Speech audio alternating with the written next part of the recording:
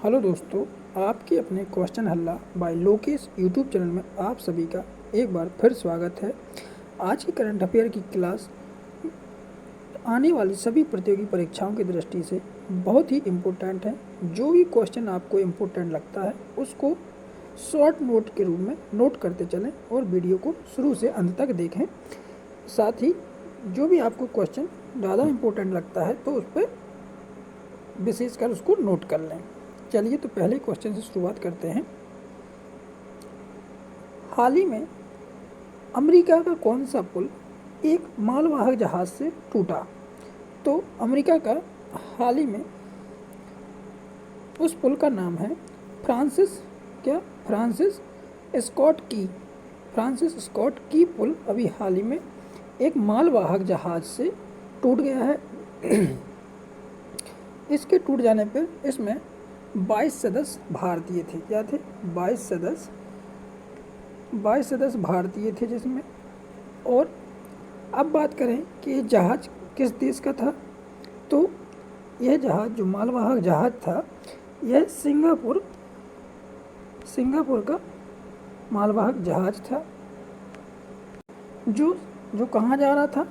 जो श्रीलंका जा रहा था। कहाँ जा रहा था? श्रीलंका जा रहा था।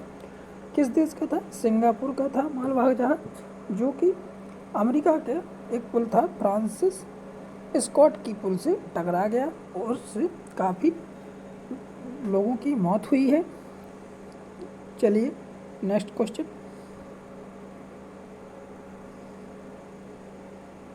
हाल ही में केंद्र सरकार ने किस राज्य में सशस्त्र बल विशेषाधिकार अधिनियम का विस्तार करने का फैसला लिया?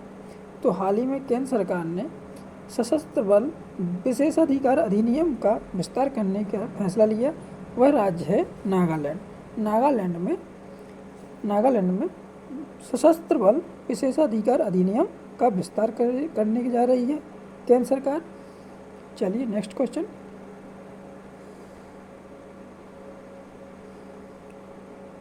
सैन्य कमांडरों का सम्मेलन कहाँ पर शुरू हुआ? तो सैन्य कमांडरों का सम्मेलन हाल ही में नई दिल्ली में शुरू हुआ। कहाँ पर? नई दिल्ली में शुरू हुआ। अब बात करते हैं एक किस मोड में हुआ, तो आप कमेंट्स करके बताइए एक किन किन मोडों में किस मोड में शुरू हुआ। चलिए थोड़ा सा और जानते हैं। रक्षा मंत्री हमारे राजनाथ सिंह हैं और सेना प्रमुख जनरल कौन है? मनोज पांडे हैं। और CDS जो कि प्रमुख सेना अध्यक्ष अनिल चौहान हैं और नौसेना प्रमुख R हरि कुमार हैं। कौन है? R हरि कुमार हैं। चलिए next question. Madrid open badminton tournament कहाँ पर शुरू हुआ? तो मैड्रिड ओपन बैडमिंटन कहाँ पर हुआ? तो स्पेन में शुरू हुआ। चलिए नेक्स्ट क्वेश्चन।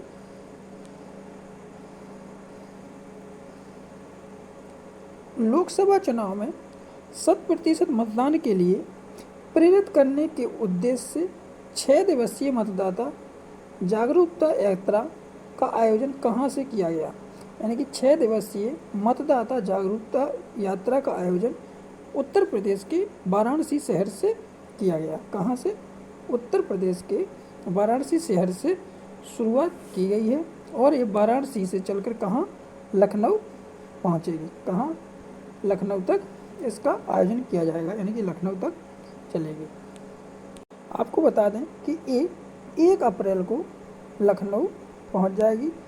आप जानते हैं कि लोकसभा चुनाव के आने पर यह 6 दिवसीय मतदाता जागरूकता यात्रा का आयोजन किया गया है, जो कि वाराणसी से शुरू हुई है। अब बात करें कि थोड़ा उत्तर प्रदेश के बारे में। उत्तर प्रदेश के गवर्नर कौन है? आनंदीबेन पटेल यहाँ के गवर्नर हैं। और यहाँ के मुख्यमंत्री CM कौन है? तो योगी आदित्यनाथ जी हैं। उत्तर प्रदेश का पशु क्या है? तो बारहसिंगा। और बात करें कि उत्तर प्रदेश की जो राजधानी लखनऊ है वो किस नदी के किनारे बसी है? तो गोमती नदी के किनारे। अब बात करते हैं गोमती नदी कहाँ से निकलती है, तो रायबरेली नहीं, बरेली से ये निकलती है। चलिए, भारत रोजगार रिपोर्ट 2024 किसने प्रकाशित की, तो भारत रोजगार रिपोर्ट 2024 हाल ही में प्रकाशित हुई, जो किसने की है, ILO ने और मानव विकास संस्थान ने, दोनों ने मिलकर भारत रोजगार रिपोर्ट 2024 प्रकाशित की है। अब आपको बता दें कि इस रिपोर्ट में माध्यमिक या उच्च शिक्षा प्राप्त बेरोजगारों युवाओं की हिस्सेदारी 2000 से 2022 तक इसमें बताया गया। 2000 में वहीं 35 दशमलव कुछ बेरोजगारी थी, जो कि बढ़कर दोगुनी हो गई है। कितनी हो गई है, 65.7% हो गई है। कितनी हो गई है, 65.7%, लगभग दोगुनी हो गई है। अब बात करें कि इसमें सबसे बड़ी बात है कि जो उच्च शिक्षा संस्थान है, उच्च शिक्षा प्राप्त कर चुके बेरोजगारों की संख्या अधिक बताई गई है, जिसमें 83% लोग बेरोजगार की कैटेगरी में हैं। चलिए नेक्स्ट क्वेश्चन, नीरज चोपड़ा को किस कंपनी ने अपना ब्रांड एम्बेसडर बनाया, तो नीरज चोपड़ा को हाल ही में एवर रेडी बैटरी, जो आपने देखा है इसके सेल वगैरह बनते हैं एवर रेडी के, उस कंपनी ने अपना ब्रांड एम्बेसडर बनाया है। किसको, नीरज चोपड़ा को। किसको बनाया है, नीरज चोपड़ा को। अब बात करें कि नीरज चोपड़ा किस खेल से संबंधित है, तो भाला फेंक। इनकी सम्मान में 7 अगस्त को भाला फेंक दिवस भी मनाया जाता है। चलिए नेक्स्ट क्वेश्चन, UPSC में निदेशक के रूप में किसे नियुक्त किया गया, तो संघ लोक सेवा आयोग में निदेशक के रूप में हंसा मिश्रा को नियुक्त किया गया। किसको, हंसा मिश्रा को नियुक्त किया गया है। अब आपसे मेरा एक क्वेश्चन है कि जो UPSC है वो कैसी संस्था है, इसके बारे में बताइए। चलिए नेक्स्ट क्वेश्चन, अगला क्वेश्चन, हाल ही में पुर्तगाल के नए प्रधानमंत्री कौन बने, तो हाल ही में पुर्तगाल के नए प्रधानमंत्री लुइस मोंटेनेग्रो अभी हाल ही में पुर्तगाल के नए प्रधानमंत्री बने हैं। पुर्तगाल की राजधानी क्या है, राजधानी तो यहाँ की लिस्बन पुर्तगाल की राजधानी है, और प्रधानमंत्री तो लुइस मोंटेनेग्रो बने हुए हैं हाल ही में। चलिए नेक्स्ट क्वेश्चन, वर्ष 2024 का एबल पुरस्कार किसे दिया गया, तो वर्ष 2024 का एबल पुरस्कार मिशेल टेलागेंट को दिया गया है, जो कि फ्रांस के हैं। इनको हाल ही में वर्ष 2024 का एबल पुरस्कार दिया गया है। किस देश के हैं, तो फ्रांस के हैं। किन्हें दिया गया, तो मिशेल टेलागेंट को दिया गया। चलिए नेक्स्ट क्वेश्चन, म्यांमार में भारत के राजदूत किसे नियुक्त किया गया, तो म्यांमार में भारत के राजदूत किसे नियुक्त किया गया, अभय ठाकुर को नियुक्त किया गया। कहाँ पर किया गया, म्यांमार में। अब बात करें म्यांमार के बारे में, तो म्यांमार की राजधानी, आप कमेंट्स कीजिए, कमेंट सेक्शन में बताइए कि म्यांमार की राजधानी क्या है। चलिए नेक्स्ट क्वेश्चन,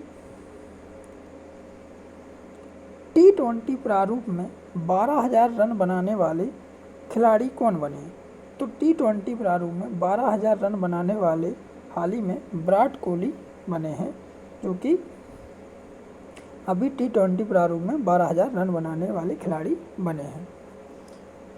चलिए नेक्स्ट क्वेश्चन, फूल बहादुर क्या है, तो फूल बहादुर एक मगही उपन्यास है। कौन है, मगही उपन्यास है, जिसका भी हाल ही में अंग्रेजी अनुवाद किया गया। किसने किया? यानी कि मगही उपन्यास का अंग्रेजी में अनुवाद किया गया। अब किसके द्वारा किया गया है? तो अभय जी के द्वारा, अभय के द्वारा इसका अंग्रेजी में अनुवाद किया गया है। आपको ध्यान रखना, वेरी इंपॉर्टेंट क्वेश्चन है आने वाली सभी प्रतियोगी परीक्षा की दृष्टि से, कि फूल बहादुर क्या है? मगही उपन्यास है। इसका अंग्रेजी में अनुवाद किसने किया? अभय के ने किया है। चलिए next question. International astronomical union ने भारतीय वैज्ञानिक प्रोफेसर जयंत मूर्ति के नाम पर एक क्षुद्र ग्रह का नाम क्या रखा? तो भी इंटरनेशनल एस्ट्रोनॉमिकल यूनियन ने भारतीय वैज्ञानिक प्रोफेसर जयंत मूर्ति के नाम पर एक क्षुद्र ग्रह का नाम रखा है 215-884 जयंती मूर्ति। क्या? 215-884 जयंती मूर्ति नाम रखा गया है। अब बात कर लेते हैं कि ये भारतीय वैज्ञानिक प्रोफेसर जयंत मूर्ति भारत के किस शहर से संबंधित हैं? तो बेंगलुरु से। कहाँ से संबंधित है? बेंगलुरु शहर से संबंधित है। अब थोड़ी सी बात करते हैं इंटरनेशनल एस्ट्रोनॉमिकल यूनियन, किसके बारे में? IAU के बारे में। तो इसकी स्थापना कब हुई? 28 जुलाई 1919 में। कब हुई? 1919 में इसकी स्थापना हुई। इसका फुल फॉर्म आपको पता ही है, इंटरनेशनल एस्ट्रोनॉमिकल यूनियन, जो कि ग्रहों के नामकरण के लिए नामकरण करती है, जो भी ग्रह होते हैं उनके। और साथ ही साथ इसके अध्यक्ष कौन हैं? तो अध्यक्ष हैं Debra Elmegreen. Debra एल्मे green.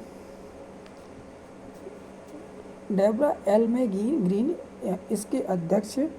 और IAU का मुख्यालय की बात करें तो कहाँ पर है? तो पेरिस, फ्रांस में इसका मुख्यालय है। चलिए दोस्तों, पिछली क्लास का साथ ही साथ लगे हाथ रिवीजन कर लेते हैं जल्दी से। हाल ही में CBSE ने कदाचार में लिप्त कितने स्कूलों की मान्यता रद्द की? तो 20 स्कूलों की CBSE ने कदाचार में लिप्त होने के कारण मान्यता रद्द कर दी है। CBSE का मुख्यालय कहाँ है? तो नई दिल्ली में है। चलिए next question. Air India limited पर नागर विमानन महानिदेशालय ने कितने रुपए का वित्तीय जुर्माना लगाया? तो 80 लाख रुपए का। ऑर्डर ऑफ द ड्रुक ग्ला-लपो से किसे सम्मानित किया गया? तो ऑर्डर ऑफ ड्रुक ग्ला-लपो से प्रधानमंत्री श्री नरेंद्र मोदी जी को सम्मानित किया गया। यह किस देश का सम्मान है? कमेंट्स कैसे बताइए। अभी हाल दोस्तों, किस अंतरिक्ष एजेंसी ने रीयूजेबल लॉन्च व्हीकल्स पुष्पक की सफल लैंडिंग की? तो इसरो ने।